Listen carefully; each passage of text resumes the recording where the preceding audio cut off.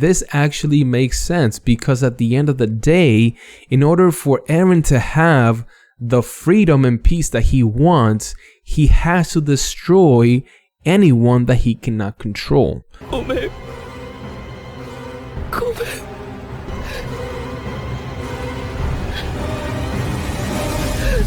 People really think that Eren is doing everything that he's doing because of freedom or because he wants to protect the Eldians.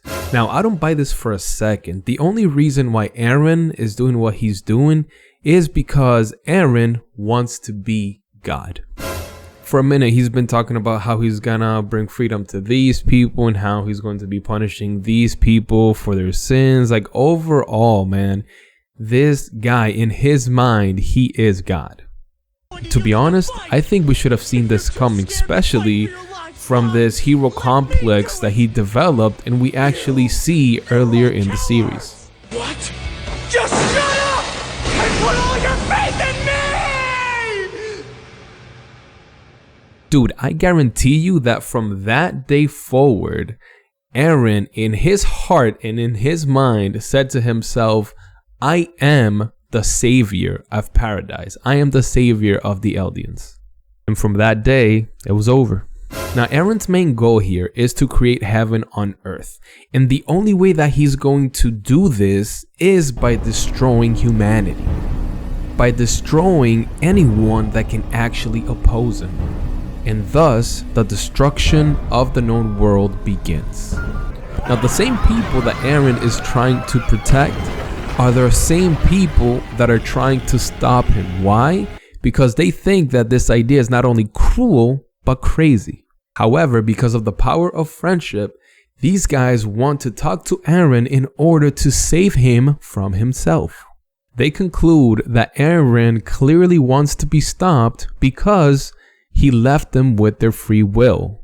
This is when Eren decides to crush their dreams by teleporting them to the hyperbolic time chamber and telling them that he does not want to be stopped. He just gave them free will for the sake of giving them free will.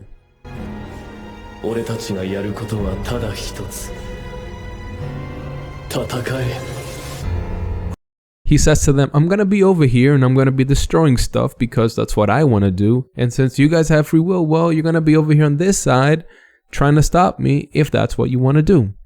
Eren's story, to an extent, is very similar to the creation story that we find in the Bible, where God created Adam and Eve and he gave them the free will to choose to obey or disobey him. Now, when Adam and Eve choose to disobey God, he would have been in all his right to destroy them right then and there, and at the same time destroying humanity.